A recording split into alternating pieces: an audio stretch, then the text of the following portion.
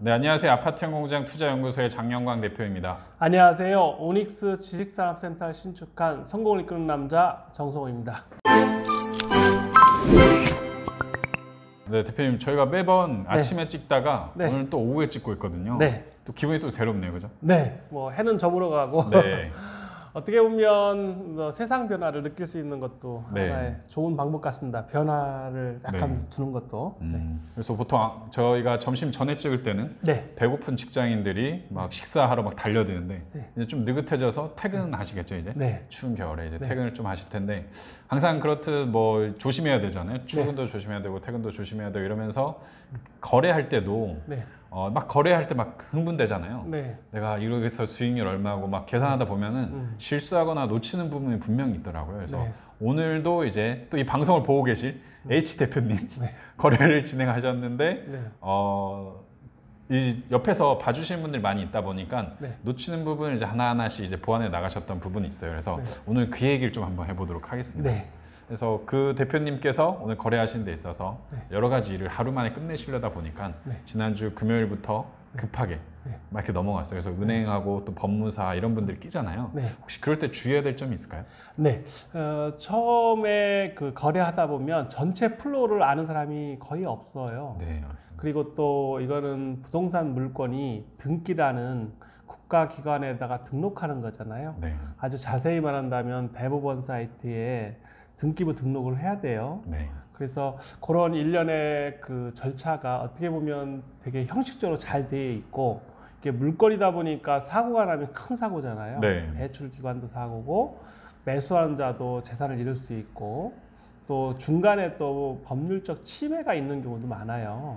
그래서 그런 경우는 뭐 아주 많지는 않다 하더라도 드문 경우긴 한데 그런 거를 다 방지하기 위해서 전문가들이 하는 게 맞는 것 같아요. 그렇죠. 그래서 처음에 우리가 임장을 한다고 하잖아요. 원하는 걸 선택을 해서 또 이걸 계약 단계까지 가서 계약을 하면 그럼 이제 계약하고 중도금, 잔금이 남아 있잖아요.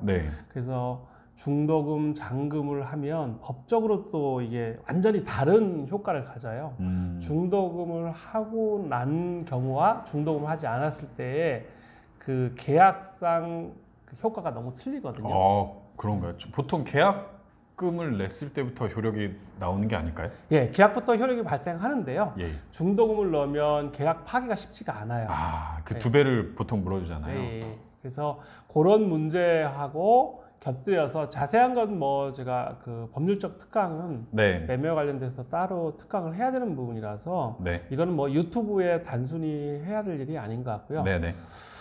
그렇게 해서 그런 문제가 일단 해결되면 그 다음에 저희들이 이제 대출 받아서 보통 잔금을 치르잖아요. 그래서 이번 경우가 대부분 이제 아파트형 공장은 중도금과 잔금을 동시에 치르는 경우가 많아요. 맞습니다. 보통 대출이 뭐 80% 이상, 90%, 많게는 100%도 넘는 경우가 있어서 저희들이 봤을 때는 이게 어떻게 보면 좋은 기회죠. 대출이 많다는 것도 좋은 기회고 그 다음에 자기 돈을 최소화해서 수익률을 높인다는 거잖아요. 그런 면에서는 아주 훌륭한 거고요. 또 사업하는 사람으로 봤을 때 정말 좋습니다. 왜? 자기 돈을 최소화하니까 현금이 잘 안 묶이잖아요. 그 에너지를 자기 사업에 집중할 수 있다 보니 아주 나라에서 특혜를 주는 사업 중에 하나가 지식산업센터 대출, 즉 사업자 대출이라고 보시면 맞는 것 같습니다. 그래서 저희들이 이제 은행하고 이제 대출이 나온다고 했을 때부터가 상당히 긴장되는 일이거든요. 맞아요. 오늘 걸 좀 자세하게 우리 장 대표님께서 질문한 대로 말씀드린다면 우선 은행은 자기가 대출을 한다고 결정을 하면 얼마를 해줄 거를 벌써 얘기를 해주세요. 맞습니다. 근데 여기서 또 주의해야 될 게 은행에서 100단위로 끊는 데도 많아요. 근데 이걸 오해하셔가지고 예를 들면 1억 4,999만 원이 내가 계산할 때 나왔어요. 근데 실제 은행에 딱 가보면 1억 4천만 원밖에 안 해줘요. 근데 990만 원을 그래서 근데 실제 이런 경우가 많이 있거든요. 그래서 이거를 꼭 물어봐야 된다. 그래서 내가 확인 안 하면 은행에서는 절대 먼저 말 안 해줘요. 당연히 안다는 듯이 말합니다.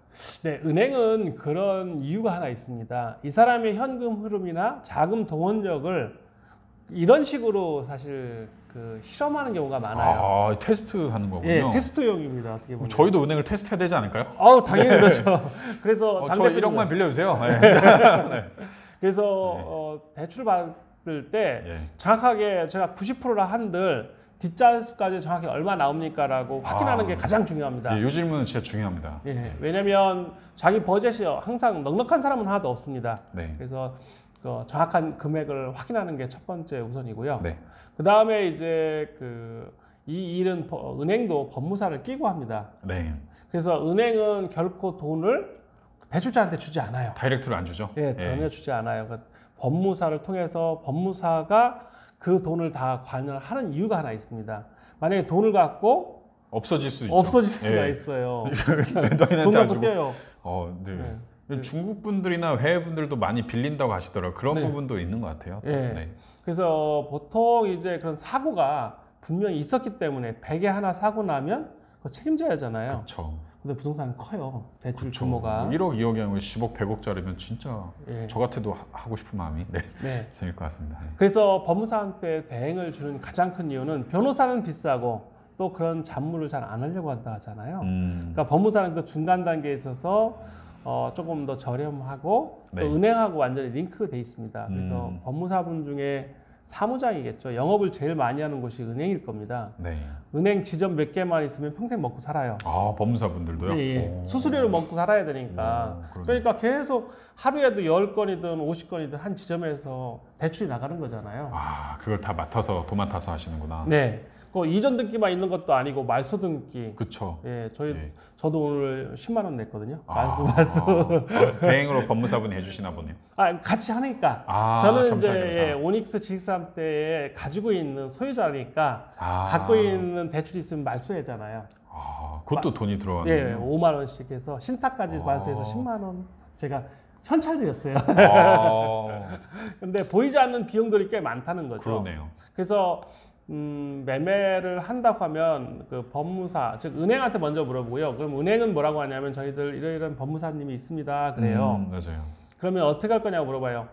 한 곳에서 같이 등기를 같이 하시겠습니까? 아니면 따로 하겠습니다. 물어봅니다. 그렇죠. 비용 절약하는 면에서는 같이 하는 게 제일 좋아요. 그쵸. 같은 법무사가 해야 도장도 한 번에 받을 수 있거든요. 그렇죠. 실수도 안 하고. 네, 실수 안 하고요.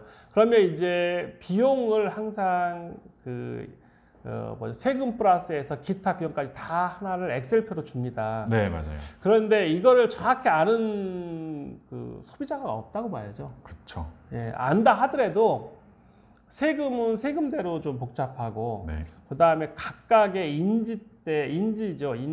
우리 말하면 국가의 영수증이잖아요. 우표 같은 거. 그런 인지값도 정확히 잘 모르세요. 이게 7만 원 정도 들더라고요. 14만 원 정도 드는데 그러니까 비용에 따라 다르지만 은행을 반반씩 내는 데도 있고 아예 안 내는 경우도 있어요. 근데 이거를 법무사도 모르는 경우가 꽤 많아요. 그래서 은행한테 직접 물어봐야 되고 그래야 됩니다. 예, 그래서 저는 꼭 한 말씀 드리고 싶은 거는 큰 거를 소유권 이전한다고 할 때 예를 들면 아니면 담보대출을 받는다 할 때 큰 거는 일단은 놓치지 말아야 돼요. 그러면 그 말씀은 뭐냐면 정확한 액수가 얼마인지 이건 정말 큰일이거든요. 네, 근데 작은 일이 있어요. 이제 소소하게 인지대가 얼마다, 비용이 얼마다, 말소가 얼마다 하는데 요거는 어떻게 보면 정확하게 어떤 포맷이 돼 있는 거거든요. 네, 맞습니다. 그러면 많고 적음의 차이인데 요거는 자꾸 은행은 은행한테 물어볼 말이 있고 법무사는 법무사 사무실에 물어볼 말이 있거든요. 맞습니다. 예, 요 정도는 좀 체크해 볼 필요가 있어요. 그래서 큰 틀에서 소유권을 이전한다. 그러면 이전하는 쪽에 집중을 둬야 돼요. 뭘 집중해야 되냐면 인감증명서에 매도용 인감증명서. 즉 파는 사람은 그거를 줘야 되고 매수인도 등기하려면 인감이든 기타 개인 주민등록 초본 이런 여러 가지가 필요합니다. 법무사 사무실에 요구하는 거. 요 서류를 잘 챙겨 주셔야 되는데 맞습니다. 이때 중요한 거는 금액보다도 오타나는 거예요. 오타가 한번 잘못 나면 법무사는 이런데 준 대로 했습니다 하는데 이게 등기다 보니까 정정하려면 좀 복잡해요. 예를 들면 401호인데 402호로 정답 이런 실수 정말 많거든요. 평수가 61.111인데 10으로 정답든지 이거 못 고쳐요. 고치려면 비용과 시간 굉장히 많이 들죠. 똑같은 비용이 한번 더 든다고 보셔야 되는데 맞습니다. 이게 국가에서 하는 제도이다 보니 그 형식을 맞추지 못하면 이게 조금 더 복잡한 일이거든요. 맞습니다. 그러면 뭐 모든 책임은 성인 되면 자기가 책임져야 하잖아요. 그렇죠. 예, 아무도 책임 안 지시더라고요. 예, 안 져주시잖아요. 그리고 또 법무사 하면 한 대로 했습니다라고 그쵸. 하면 할 리가 없어요. 맞아요. 예. 그러면 소유권을 자기가 갖겠다 아니면 가질 수 있는 능력이 있다 하면 거기에 준해서 예, 자기 책임을 맞습니다. 분명히 있습니다. 그래서 제가 꼭 하고 싶은 말씀은 큰 틀은 꼭 확인해라. 네. 그러니까 소소하게 비용 나가는 거는 조금 시간 지나가서도 나중에 돌려받을 수 있잖아요, 솔직히. 협상할 수 있다 보니 맞습니다. 그런 면에서 좀 유연하게 좀 대처해라. 그래서 큰 일 우선, 그 다음에 두 번째 작은 일은 나중에도. 예를 들면 뭐 큰 병원에 돌을 넣는 방법이 작은 돌을 먼저 넣는 게 아니고 큰 돌을 넣고 작은 돌을 넣더라, 뭐 이런 거라잖아요. 그래서 그런 식으로 일 처리를 하시면은 잔금 때 생각보다 굉장히 바쁩니다. 이게 아파트랑 또 다르기 때문에 만약에 여러 가지 뭐 재반 사항이나 아니면 딱 걸링이 하나 걸리면은 뭐 금액부터 시작해서 다 꼬여요. 그래서 보통 한두 시간 생각하고 오시거든요. 근데 4시간, 5시간 걸리는 경우도 꽤 많습니다. 하루 다 잡아야죠. 근데 운전이 그렇게 해도 저는 분명히 이거 해야 된다고 생각합니다. 그럼요. 휴가 내고 오셔야 돼. 반차 내시면 안 됩니다. 절대 안 됩니다. 그래서 자기가 본인이 직접 다 해보라는 게 제가 늘 강조합니다. 직접 해봐라. 그러면 경험을 쌓는 거거든요. 그렇죠. 이거는 이 경험은 돈을 주고도 할 수가 없어요. 또 매일 사람이 사고 파는 거 아니지 않습니까? 그렇죠. 1년에 뭐 평생에 한 번 평생에 한 번일 수도 있고 1년에 한 번일 수 있는데 1년에 한 번 한다는 분은 대단한 사람이죠. 저는 예전에 셀프 등기를 한번 해봤거든요. 40만 원 정도 이제 보통 나가더라고요. 법무사한테 맡기면 아파트 기준으로. 그래서 아껴야겠다. 또 한번 해봐야겠다. 평생 한 번 할 거 아니니까. 근데 한 번 하고 나서 맡겨야겠다. 그래서 법무통이라고 있어요. 그 역경매 하는데요. 내가 뭐를 법무 등기하고 싶은데 법무사분들이 이거 싸게 해주실 분 와라. 이렇게 해서 역경매로 하는 그런 앱도 있더라고요. 그래서 그런 거 통해서도 또 해보실 수 있으니까 직접 한번 해보시면은 실수하고 어디서 내가 좀 줄일 수 있는지 정확히 알 수 있다. 맞습니다. 저는 그런 거 직접 해보라는 건 추천하고 싶은데요. 처음 할 때는 너무 위험하니까 그리고 또 액수가 크면 절대 하면 안 됩니다. 10억 넘어가면 안 되죠. 맡기는 게 가장 안전합니다. 그나마 맡겨도 사고 납니다. 맞습니다. 본인이 알지 못하면 그 책임은 내가 다시는 거고. 그래서 일례로 그냥 농담을 하면서 연예인이 자기 집을 뺏긴 경우도 있어요. 맞아요. 그 뭐 등기 보고. 맞아요. 근데 나중에 보면 법무사나 중개사무실하고 이렇게 해서 같이 매니저분들이 짜고 하는 일이 있으니까 본인이 책임져야 되기 때문에 꼼꼼하게 체크해라. 그렇죠. 그렇죠. 그 말씀 꼭 드리고 싶습니다. 네, 알겠습니다. 오늘은 또 그 아파트형 공장 계약금부터 잔금 치를 때 주의사항에 대해서 좀 이야기를 나눠봤는데 다음 편에서는 또 좀 더 실용적인 내용으로 찾아뵙도록 하겠습니다. 감사합니다. 네, 감사합니다.